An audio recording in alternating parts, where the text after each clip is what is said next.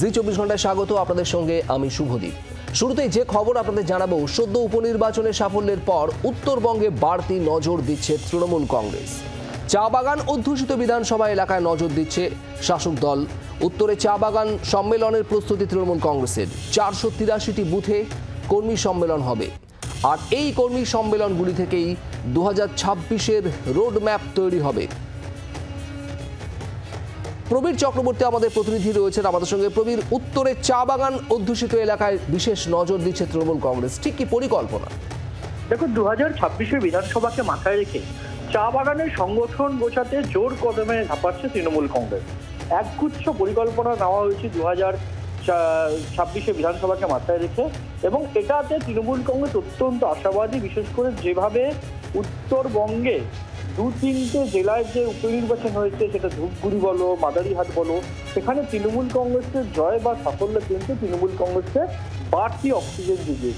এবং এই যে পরিসংখ্যান দেখা যাচ্ছে যে 483টি বুথ রয়েছে, বিশেষ করে নাগরাকাটা, মালবাজার, ফালাকাটা, কালাচিনি এবং মাদারিহাট, এই সব মিলে 483টি যে বুথ রয়েছে, সেই বুথে দেখা যাচ্ছে যে 2019-এর লোকসভা নির্বাচনে তৃণমূল কংগ্রেস মাত্র 15টি বুথে জিতেছিল, অর্থাৎ, এবং তারপর দেখা যাচ্ছে 2024 সালে সেটা 244টা বুথে জয়লাভ করেছে তৃণমূল কংগ্রেস।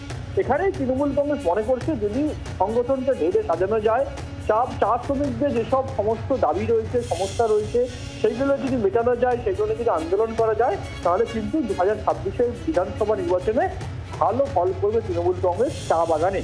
সেই জায়গায় দাঁড়িয়ে বুথ সম্মেলন থেকে শুরু করে বুথে বুথে সম্মেলন করা, এবং চা শ্রমিকদের যে সমস্ত দাবি, তার মধ্যে হচ্ছে অন্যতম হচ্ছে পিএফ দিচ্ছে না মালিকরা, কেন্দ্রীয় সরকার তাদের সাহায্য করছে।